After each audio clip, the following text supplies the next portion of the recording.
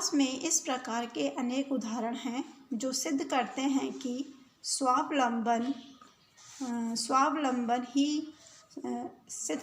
स्वावलंबन ही आगे बढ़ने का सर्वोत्तम मार्ग है।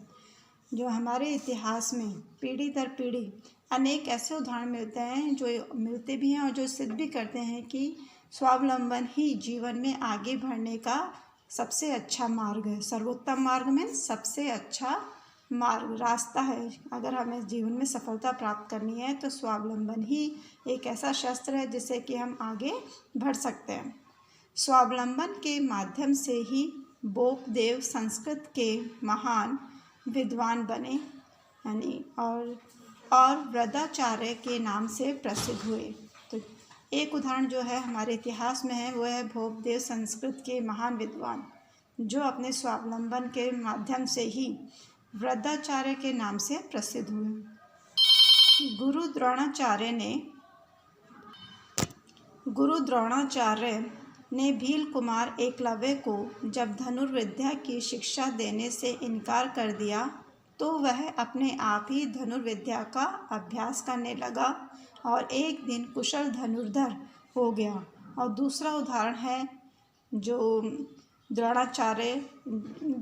जो है कि एकलव्य को लेकर है, जिसने क्या किया था, जब द्रोणाचार्य ने उन्हें शिक्षा देने से मना कर दिया था तो उन्होंने अपने स्वावलंबन के बल से धनुर्विद्या की शिक्षा ली और एक दिन कुशल धनुर्धर बन गए। कौन? एकलव्य। ऐसे ही तीसरा उदाहरण जो आता है हमारे इतिहास में, मौर्य पुत्र साधन विहीन चंद्रगुप्त स्वावलंबी था। मौर्य पुत्र मतलब साधन विहीन, मतलब उसके पास कुछ भी नहीं था, फिर भी वह चंद्रगुप्त स्वावलंबी बना, जिसने मौर्य साम्राज्य की स्थापना कर महान सिकंदर के सेनापति सेल्यूकस के यूनानी सैनिकों का मुंह तोड़कर जवाब दिया। मतलब कहने का तात्पर्य है कि जब साधन विहीन होने के बाद भी उन्होंने मौर्य साम्राज्य की स्थापना की और महान सिकंदर के सेनापति सेल्यूकस के यूनानी सैनिकों का मुंह तोड़कर जवाब दिया था और उन्हें अपने देश लौट जाने के लिए विवश कर दिया था।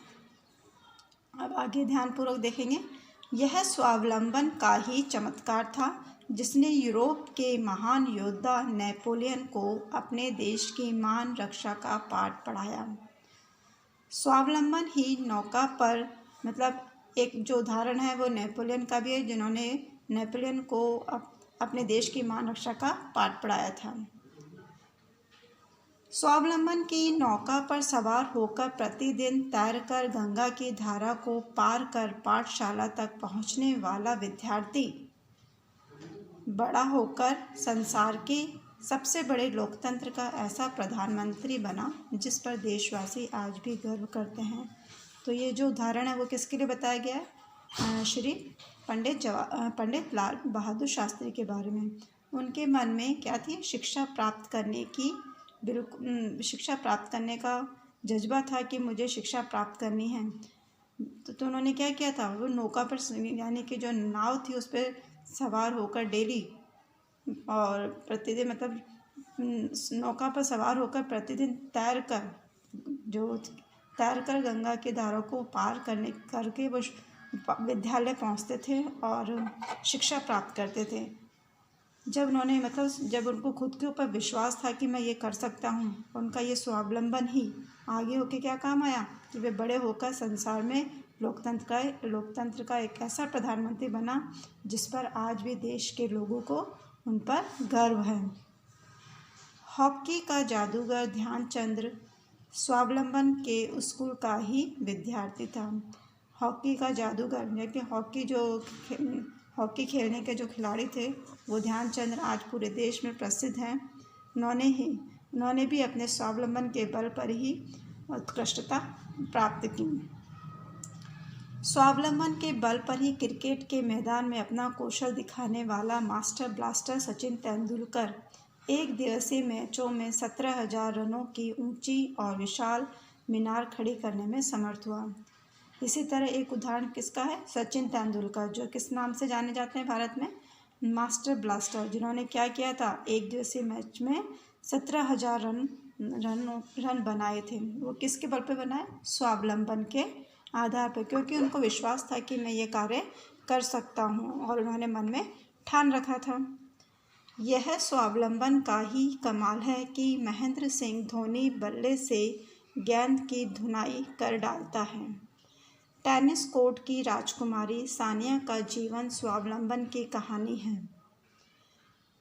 देश के महान वैज्ञानिक भूतपूर्व राष्ट्रपति मिसाइल मैन श्री अब्दुल कलाम भी स्वावलंबन पथ के पथिक हैं। हमारे इतिहास में अनेक ऐसे उदाहरण हैं जिन्होंने स्वावलंबन के बल पर ही देश में अपना नाम कमाया है, प्रसिद्ध हुए हैं। उनमें से है महेंद्र सिंह धोनी और सानिया। टेनिस कोर्ट में जो खेलने वाली सानिया का जीवन भी स्वावलंबन की ही कहानी। जब उन्हें अपने पर विश्वास हो था कि मैं कर सकती हूँ जीवन में, तभी उन्हें अपने जीवन में सफलता प्राप्त हुई। ऐसे ही देश के महान वैज्ञानिक भूतपूर्व राष्ट्रपति मिसाइल मैन के नाम से जो प्रसिद्ध हैं श्री अब्दुल कलाम भी स्वावलंबन के रास्ते पर ही चलकर उन्होंने जीवन में सफलता प्राप्त की।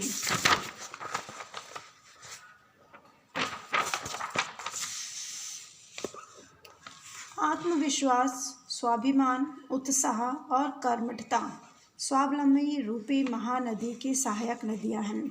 जिस प्रकार गंगा की कई सहायक नदियां होती हैं, उसी प्रकार स्वावलंबन की भी सहायक नदियां कौन सी हैं? आत्मविश्वास, स्वाभिमान, उत्साह, कर्मठता। मतलब किसी भी काम को करने के लिए हमारे अंदर क्या होना चाहिए? आत्मविश्वास, स्वाभिमान, उत्साह और कर्मठता, कार्य करने का जज्बा, वही हमें सफलता की ओर ले जाता है। ये गुण स्वावलंबी के पास स्वयं ही चलकर आते हैं। जब इंसान को अपने अंदर विश्वास हो जाता है, खुद के अंदर विश्वास हो जाता है कि मैं ये कर सकता हूँ, तो ये सब जो गुण हैं, आत्मविश्वास, स्वाभिमान, उत्साह, कर्मठता, वो उसके अंदर अपने आप ही आ जाते हैं। स्वावलंबन की राह पर चलने वाले राही का हृदय सदा आनंद से भरा होता है, और जब वो इस राह की ओर चलता है, जब उसको अपने अंदर विश्वास उत्पन्न हो जाता है, तो उसके मन में सदा खुशी और आनंद उत्पन्न होने लगता है।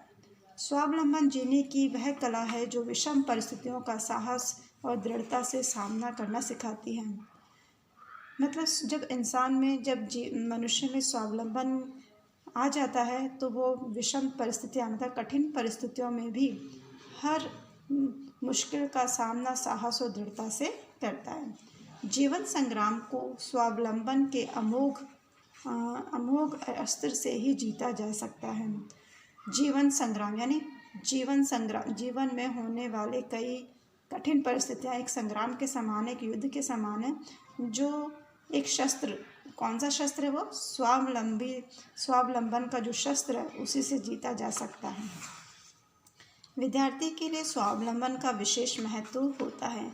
विद्यार्थी रूपी जीवन जीते हैं, उनके लिए, वैसे तो सभी के लिए होता है, लेकिन इस जीवन की जब ये शुरुआत एक विद्यार्थी के रूप में होती है, तो उसके जीवन में स्वावलंबन का विशेष महत्व होता है।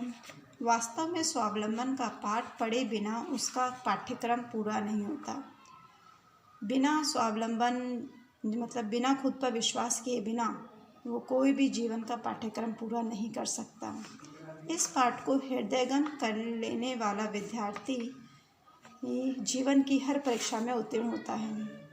कहने का तात्पर्य यह है कि जब विद्यार्थी अपने मन में ये समा लेता है कि स्वावलंबन जीवन में होना बहुत ज़रूरी है, तो जीवन की हर परीक्षा में वह उत्तीर्ण होता है। स्वावलंबी छात्र परीक्षा में अनुचित साधनों का प्रयोग कभी नहीं करते। कहने का तात्पर्य है कि जिन बच्चों को, या जैसे कि एग्ज़ाम में जो परीक्षाएं होती है, जिनको खुद के ऊपर विश्वास नहीं होता, वही अनुचित साधनों का प्रयोग करते हैं। और जिस छात्र में स्वावलंबी भावना उत्पन्न हो जाती है, तो वह अनुचित साधनों का प्रयोग नहीं करता है। जीवन की परीक्षा में भी अनुचित साधनों का प्रयोग वही अभागा करता है जिसमें स्वावलंबन के महत्व को समझा नहीं होता है। ये भी एक इसका उदाहरण ही कह सकते हैं कि जिस प्रकार एक छात्र को परीक्षा देते समय जब स्वावलंबन की भावना नहीं होती है, ना होने के कारण वो उचित साधनों का प्रयोग करता है। लेकिन जिस विद्यार्थी में स्वावलंबन की भावना होती है वो बिना किसी अनुचित साधनों का, गलत साधनों का प्रयोग नहीं करता। उसी प्रकार जीवन की परीक्षा में भी अनुचित साधनों का प्रयोग यानी गलत साधनों का प्रयोग भी वही करता है जिसने स्वावलंबन के महत्व, उसके इम्पोर्टेंस को नहीं पहचाना, नहीं समझा हो। हमारा प्रत्येक विद्यार्थी से अनुरोध है कि स्वावलंबन के महत्वपूर्ण अध्याय की अवहेलना न करना, इसका ध्यानपूर्वक अभ्यास करें। तो कहने का तात्पर्य है कि इस पाठ का उद्देश्य यह है कि ये जो पाठ स्वावलंबन है उसे अपने जीवन में अपनाएं और प्रगति की ओर चलकर अपना और अपने देश का नाम रोशन करें। धन्यवाद।